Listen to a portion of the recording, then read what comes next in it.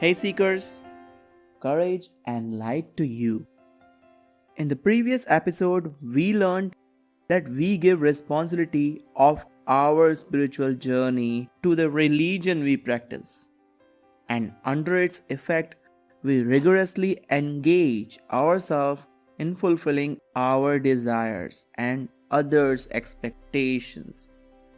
God, we can never have enough of it. And if you have noticed, the old people counting beads and reading as many books in the sacred places as they can, that's because all their life they have worked hard to run from this insecurity created by the masses in our mind. All that in vain, and none of that wealth or goodwill produce any spiritual progress.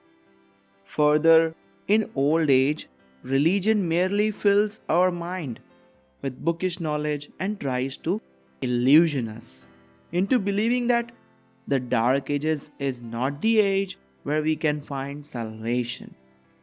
And the old wouldn't even argue this ridiculous belief of time based salvation, as if time has ever beaten the intense willpower of us humans. We were given free will for a reason, to even question the world if salvation really is possible, or is it just some story the losers tell who couldn't do much in their life. But who is crazy enough to question if salvation really does exist, or it's a story made by an institution called religion to make people behave properly? In my opinion, if we move beyond the barriers of religion and take up the responsibility in our own hands, the spiritual growth is possible. Just like religion ties one with expectations, similarly, there is another kind of barrier which links us with fear and shame.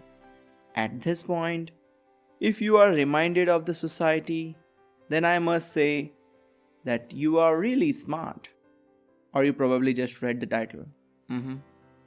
This is what we usually do. Keeping the social shyness in mind, we make many decisions for ourselves. And even for our family, which is mostly beyond our capacity. Do you remember buying that latest iPhone just to keep your head up in the circle you go in? Although you may have experienced that Android experience is better, but hey, your friends are impressed. Enjoy that until they forget about it in a day or two and move on with life. And this doesn't stop till here. People go to insane limits just to match the status of others. From fancy educational institutions to big fat weddings, and either of which you terribly regret. Stop trying to fit in, keeping up with the competition. Set your own life goals and bucket list. Be the unique person you already are. Do it because you want to. Own what you have. Remember how hard you worked to get here, and doing things just to get some attention for a day. Instead, use that money to attend the best in the market personality classes. Invest in yourself. You will stand out in every party, I promise. It's alright, even if I do agree to it when it comes to spending money to impress. But, the question still remains alive that why our decisions are influenced by the social norms even when in opposition to our wishes and also against the wishes of our dear ones. Still, we do it anyways. I would like to share with you the outlook of Indian society, which varies drastically from region to region. For instance, the South Indian society is devotee of God, and due to this, they fear God. Their society is under the effect of such a collective fear. Likewise, the society of Maharashtra, Madhya Pradesh, and Uttar Pradesh is deeply concerned about procuring a secure future. And due to this reason, they do not entertain any kind of thoughts besides job or social service. This is so because for them security is the supreme deity. Then the people of Gujarat, Rajasthan, and Punjab live a kind of revolutionary life. Their basic ideology is in contrast to the ideas of their forefathers. I love them. And in these regions, if anyone does not lead a revolutionary life, then he is considered a eunuch. It's the land of the biggest revolutionary, Lord Krishna, after all.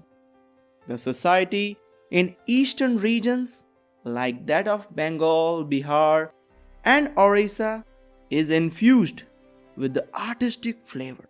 And according to them, if anybody cannot enjoy art, then that person is unlearned fool. I recommend nodding head with a decent smile when you listen to such people. They really appreciate it. The point I am coming to is that all these societies have a particularity.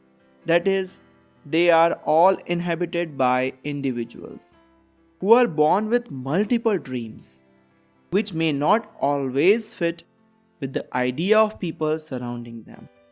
The rebels I'm talking about here right now. And as these individuals grow, the society initially pulls them down.